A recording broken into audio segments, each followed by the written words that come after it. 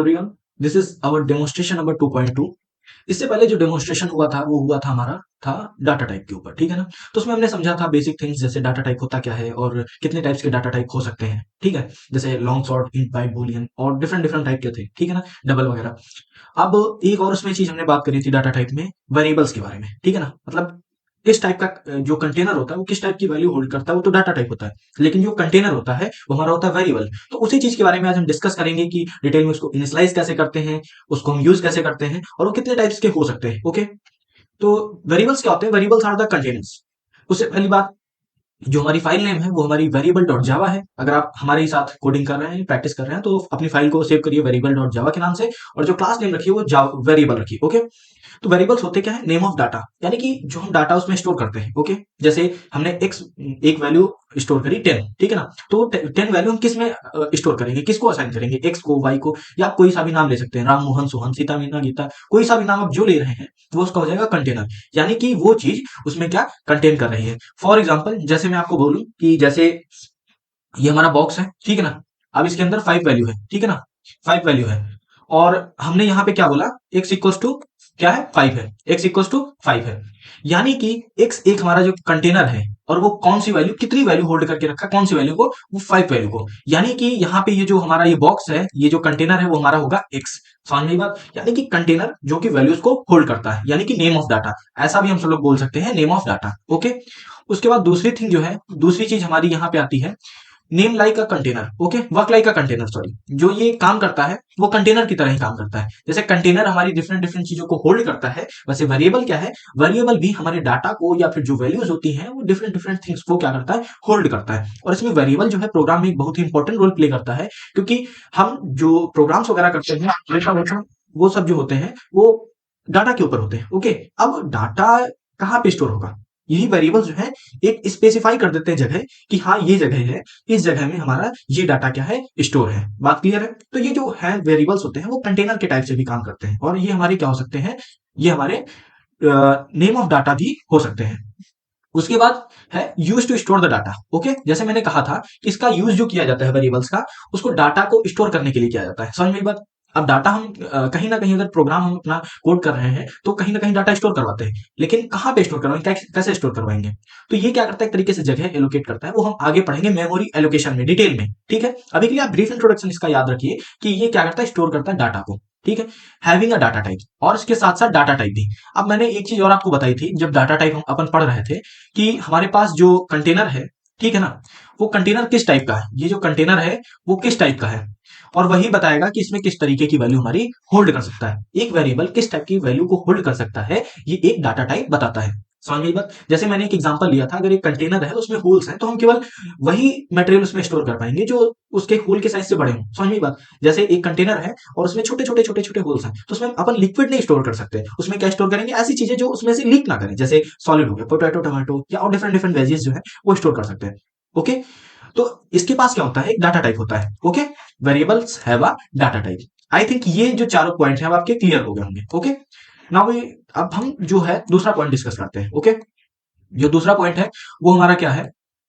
दूसरा पॉइंट है हमारा वेरिएबल्स रिलेटेड दीज थिंग्स, ठीक है ना। वेरिएबल से क्या क्या चीजें एसोसिएटेड है, आप उनके बारे में एक एक करके डिस्कस करते हैं। ओके, तो आप सबसे पहले ये प्रोग्राम देखिए, ठीक है। तो इसमें देखिए इंट ए इक्वल्स टू लिख रखा है 5।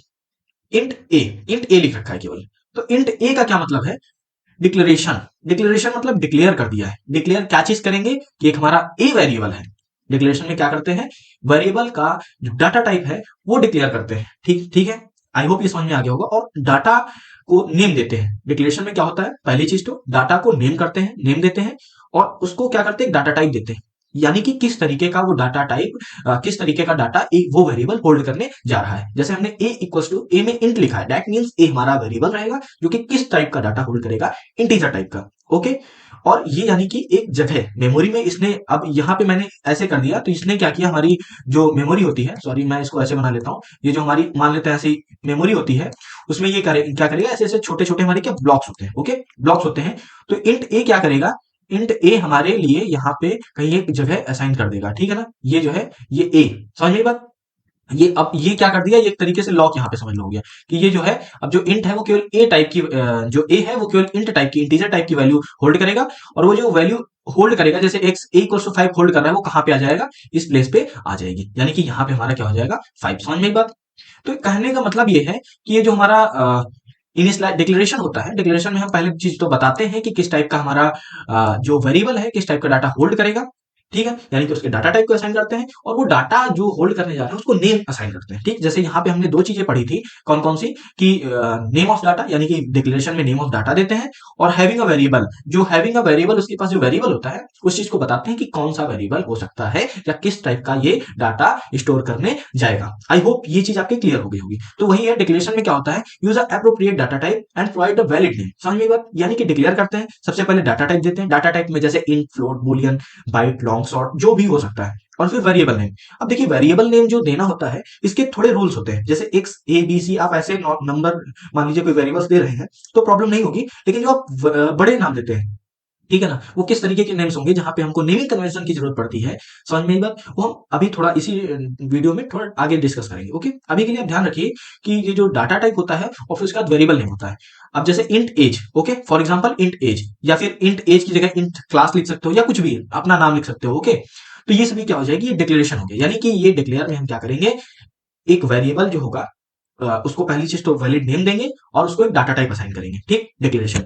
फिर आता है इनिशियलाइजेशन। अब देखिए इनिशियलाइजेशन में क्या होता है, अभी प्रोग्राम में देखिए, जैसे हमने यहाँ पे क्या किया था, केवल उसको एक वेरिएबल था उसको केवल डाटा टाइप दिया था और वेरिएबल का नाम दिया था, लेकिन हमारा इनिशियलाइजेशन में क्या आएगा कि जो हमारा वेरिएबल है उसको हम वैल्यू असाइन करेंगे। इनिशियलाइजेशन में वेरिएबल्स को क्या करते हैं, वैल्यू असाइन करते हैं, यानी कि जो वेरिएबल है वो कितना, कौन सी वैल्यू, कौन सा डाटा होल्ड कर रहा है। ओके, जैसे आप ये देखिए यहाँ पे क्या है, ये वाला, जैसे वेरिएबल इक्वल्स टू क्या है, वैल्यू, ठीक है ना, मतलब कोई सी भी वैल्यू, ठीक है, जैसे assigning a value to a variable, यानी कि initialization of the variable is the process in which we are assigning the value to the variable. Okay, I hope ये क्लियर हो गया होगा।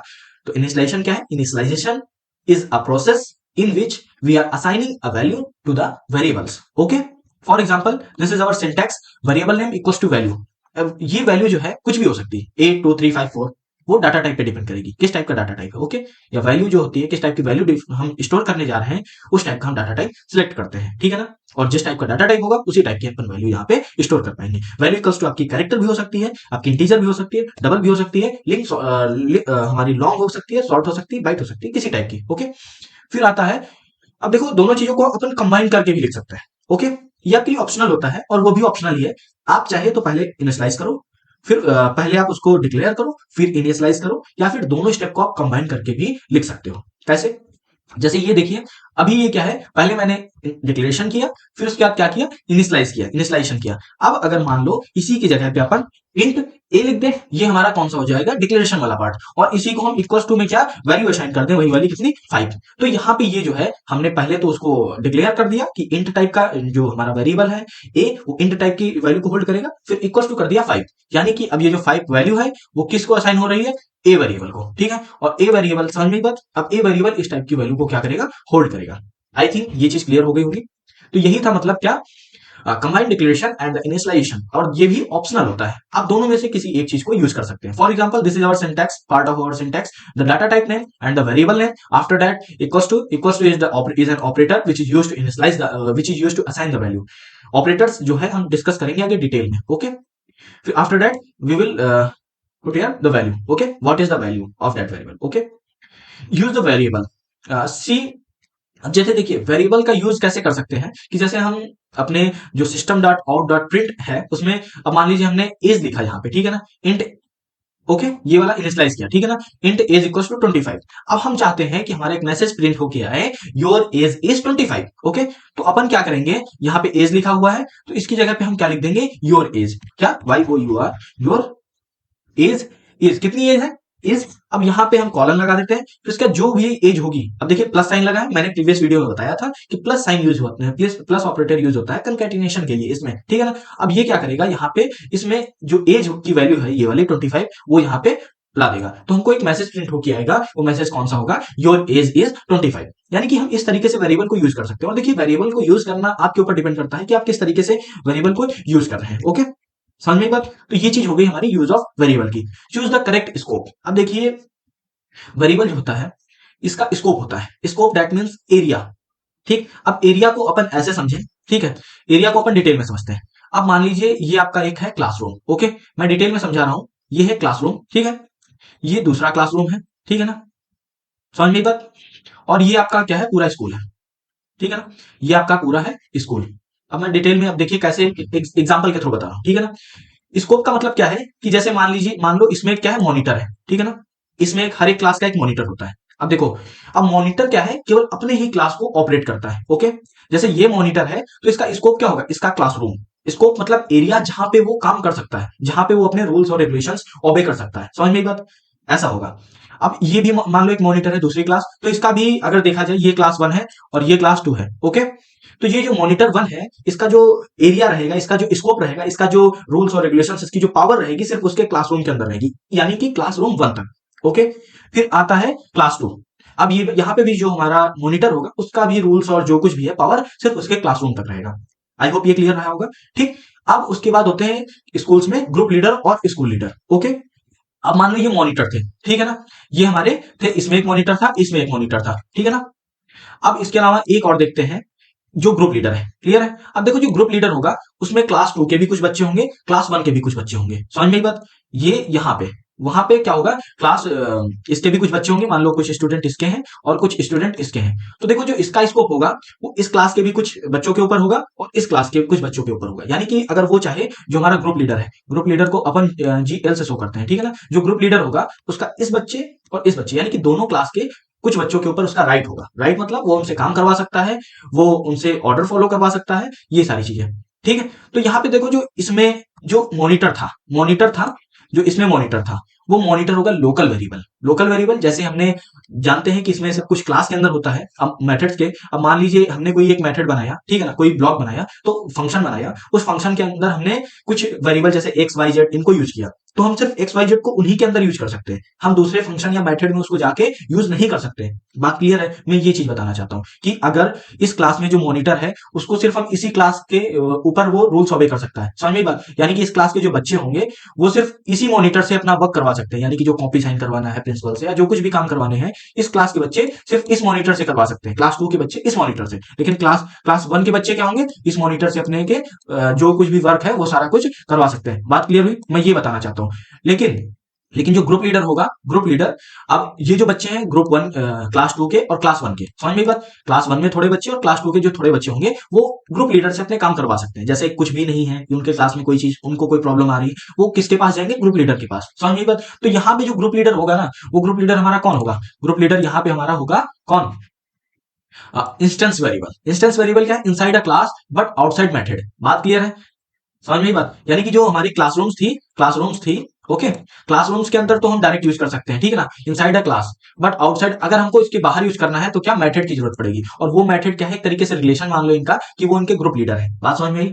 इनसाइड द क्लास, क्लास के अंदर तो वो इसको एक्सेस ही कर सकते हैं, समझ में बात? लेकिन अगर हमको क्लास से बाहर इसको एक्सेस, बात समझ में आई? यानी कि जो ग्रुप लीडर यहाँ पे है, ग्रुप लीडर क्या होगा, ग्रुप के जो बच्चे हैं उनसे भी काम हो जाएगा और जो क्लास में है उनसे तो उसका काम होगा ही होगा, समझ में बात? तो यहाँ पे यही है कि इंस्टेंस वेरिएबल हमारे वो वेरिएबल होते हैं, ठीक है। ये 3 टाइप के होते हैं हमारा, लोकल वेरिएबल, इंस्टेंस वेरिएबल और स्टैटिक वेरिएबल, ठीक है ना। जो हमारा लोकल वेरिएबल होता है, हमने बताया ना, सिर्फ क्लास के अंदर उसी मॉनिटर से काम ले सकते हैं, तो जो जिस मेथड में है जो वेरिएबल डिक्लेयर किए गए हैं सिर्फ उसी में यूज हो सकता है। लेकिन इंस्टेंस वेरिएबल आते हैं inside the class but outside the method, ठीक है ना। इनसाइड क्लास के अंदर तो हम यूज कर सकते हैं उनको, लेकिन अगर क्लास से बाहर यूज करते हैं तो हमको क्या जरूरत पड़ती है, मेथड्स की, ठीक है ना। मेथड्स के थ्रू हम क्या कर सकते हैं, उनको यूज कर सकते हैं, ओके। जैसे मान लो हमने एक वेरिएबल डिक्लेयर किया एक क्लास में, क्या क्लास में डिक्लेयर किया किसी उससे इंस्टेंस से, ठीक है ना, इंस्टेंस वेरिएबल क्रिएट किया, तो हम क्लास के अंदर तो यूज करेंगे, लेकिन अगर आउटसाइड हमको करना है, बट आउटसाइड मेथड, अगर हमको बाहर उसका यूज करना है तो मेथड की जरूरत पड़ेगी, ठीक। अब आता है स्टैटिक वेरिएबल। तो हमने कहा था एक हमारा होता है क्या, स्कूल लीडर भी। बात क्लियर है? तो जो स्कूल लीडर होता है ना, उसका समझ लो क्लास पे भी होता है, ठीक है ना, वो इनके ग्रुप्स पे भी होता है, यानी कि क्लास में तो मॉनिटर्स के ऊपर होता ही है, ग्रुप लीडर्स के ऊपर भी होता है, समझ में आई बात? ग्रुप लीडर्स पे भी हमारा क्या होता है। अब यहाँ पे मॉनिटर हमारे कौन थे, लोकल वेरिएबल्स थे, ग्रुप लीडर कौन थे, इंस्टेंस वेरिएबल थे। अब स्टैटिक वेरिएबल हमारा कौन सा होगा, ये वाला स्टैटिक वेरिएबल कौन सा होगा, स्कूल लीडर। स्कूल लीडर का मतलब ये है कि अगर हमने एक वेरिएबल बना दिया, कौन सा, एक वेरिएबल हमने बना दिया ग्लोबल वेरिएबल, ठीक है, static variable, sorry, static variable बना दिया, तो उसको पूरे प्रोग्राम में, ठीक है ना, declare with the static keyword. For shared value. अब हम इसको अपने प्रोग्राम में कहीं पे भी यूज कर सकते हैं, ठीक है ना। इस तरीके से मान सकते हो ग्लोबल वेरिएबल, जैसे हमारा उसमें सी प्लस प्लस में ग्लोबल वेरिएबल होता था, वैसे ही ये भी है। तो हम ये ऐसा डिक्लेयर करता है, declare with the static keyword for shared value. अब हम इससे क्या वैल्यू शेयर कर सकते हैं, यानी कि कहीं पे भी हम यूज कर सकते हैं। आई होप ये तीनों चीजें आपको क्लियर हो गई होंगी, लोकल वेरिएबल, इंस्टेंस वेरिएबल और static variable. Okay, follow the naming convention. अब हम बताए थे कि जैसे जो हमारे नेम्स हैं इसके, वो कुछ रूल्स फॉलो करते हैं। वो रूल्स क्या है? पहली चीज तो यूज मीनिंगफुल वर्ड नेम। अब जैसे आप अगर डाटा होल्ड करवाने जा रहे हो, जैसे एज अगर वो करने जा रहे हो, डाटा इंसर्ट करवाने जा रहे हो, तो एज लिखो। अगर क्लास टाइप का 1 2 3 4 ये क्लास है, क्लासरूम, ठीक है ना, जैसे हाई स्कूल फर्स्ट ईयर या इंटर जो कुछ भी है, तो आप क्लास नाम से उसको नेम दो, ठीक है ना, वेरिएबल को, ताकि वो रिलेवेंट लगे, हाँ इसके अंदर कौन सा डाटा हो सकता है इस वर्ड के अंदर, ठीक है। स्टार्ट विथ लेटर, जो हमारा नेम है वो स्टार्ट होगा लेटर से ही, ठीक है ना। या फिर आप ऐसे डॉट और इससे स्टार्ट कर सकते हो, ठीक है ना। कोई स्पेशल कीवर्ड नहीं यूज कर सकते हो, स्पेशल कीवर्ड जैसे डॉलर और ये सभी चीजें नहीं यूज कर सकते हो, ठीक है ना। ऑपरेटर वगैरह जो कुछ भी है वो नहीं यूज कर सकते हो। और दूसरी बात, अवॉइड कीवर्ड्स। जैसे हमारे कीवर्ड है, जैसे इंट हो गया, पब्लिक हो गया, क्लास हो गया, ये सभी कीवर्ड्स हैं। कीवर्ड्स वो वर्ड्स होते हैं जिनकी प्री रिजर्व होते हैं। जैसे क्लास अगर यहाँ पे है तो दैट मीन्स अगर क्लास कीवर्ड यूज करते हैं तो क्लास फॉर्म होती है उससे। Int, that means int means होता है इंटीजर, यानी कि उसके लिए भी प्री रिजर्व्ड मीनिंग है, ठीक। Keywords are the words which have the pre reserved meaning in the programming. That means, समझ में बात, वो वर्ड्स होते हैं जिनकी प्री रिजर्व मीनिंग होती है। जैसे अगर नाम होगा प्रधान, ठीक है ना, प्रधान, या फिर जो हमारे प्रधानमंत्री जी हैं, जैसे ये सभी पीएम, प्राइम मिनिस्टर और ये सभी पोस्ट है ना, जो इनकी प्री रिजर्व मीनिंग है। समझ में बात? ओके, अब आई होप ये बात क्लियर हो गई। यानी कि ऐसे वर्ड्स जिनकी प्री रिजर्व मीनिंग है, ओके, तो इनको नहीं लिखना होता है, क्योंकि अगर इनको लिखेंगे तो वो एरर आ जाएगा। आप करके देखिएगा, ओके। अब ये हमारा हो गया। अब ये इन पे पूरे पे वेरिएबल पे एक सिंपल प्रोग्राम है, आप देख सकते हैं, इंपोर्ट जावा डॉट लाइन है, वेरिएबल है, ओके। अब इसको क्या करते हैं, कंट्रोल से पहले सेव करके फिर इसको रन करवाते हैं। रन करवाने के लिए हमको जाना होगा सीएमडी पे, ओके। सीएमडी पे गए, अब हमको एफ कॉलन अपनी डायरेक्टरी पे आ जाते हैं, जहां पे एफ कॉलन पे आने के बाद हम जाते हैं अपने किस पे, चेंज ड्राइव का यूज करके, सीडी का यूज करके अपने जाते हैं जावा प्रोग्राम पे, जावा प्रोग्राम, जहां पे हमारी क्या है, फाइल है, जावा प्रोग्राम पे। अब उसके बाद अपनी हम जो जावा सी है, जावा सी यानी कि जावा कंपाइलर, इसको कॉल करेंगे, इसको बुलाएंगे। अब इससे हम अपनी कौन सी वेरिएबल वाली फाइल को क्या करते हैं, कंपाइल करवाते हैं, वेरिएबल डॉट जावा, ओके। अब ये हमारी हो गई फाइल, देखते हैं, हाँ फाइल कंपाइल हो चुकी है। अब हम कॉल करते हैं किसको, जेवीएम को, जावा वर्चुअल मशीन को। अब इसने क्या किया, हमको एक बिट कोड दी, ठीक है ना, हमारी वो जो फाइल थी उसको बिट कोड में कन्वर्ट किया। अब ये जावा वर्चुअल मशीन जो है उस बिट कोड को हमारी किसके, नेटिव कोड में कन्वर्ट करेगी, यानी कि ह्यूमन रीडेबल फॉर्म में, ताकि हम उसको वो कर सके, ठीक है। अब ये देखिए a इक्वल्स टू 5 हमारा रिजल्ट आ चुका है, आप आउटपुट देख सकते हैं, a इक्वल्स टू 5, ये देखिए a इक्वल्स टू 5। और हमारे प्रोग्राम में क्या था हमारा, हम ये देखिए क्या करवाते थे, क्या करवा रहे थे, a की वैल्यू अपन चाह रहे थे कि हमको स्क्रीन पे डिस्प्ले हो, ठीक है ना। यानी कि ये डिक्लेरेशन हो गया, ये इंस्टॉलेशन हो गया, ये यूज हो गया। अब यूज आप डिफरेंट डिफरेंट तरीके से, आपको किस तरीके से वेरिएबल की नीड पड़ती है आप उसको यूज कर सकते हैं। आई होप ये वीडियो थोड़ा लंबा हो गया है, लेकिन आप इसमें मैंने काफी सारी चीजें जो है पूरी डिटेल में क्लियर करने की कोशिश करी है, ठीक। अगर आपको अब भी कोई प्रॉब्लम आती है तो आप कमेंट में लिख सकते हैं, आई होप मैं जल्द से जल्द उसका रिप्लाई करूंगा। तब तक के लिए धन्यवाद। अब मिलते हैं फिर नेक्स्ट वीडियो में, जहां हम अपने जाएंगे जावा के किस पे, सेकंड लेवल पे, जहां पे हम स्टार्ट करने वाले हैं लिटरल्स और टाइप ऑफ लिटरल्स, और उसको डिफरेंट डिफरेंट चीजें वो भी डिटेल में। Thank you.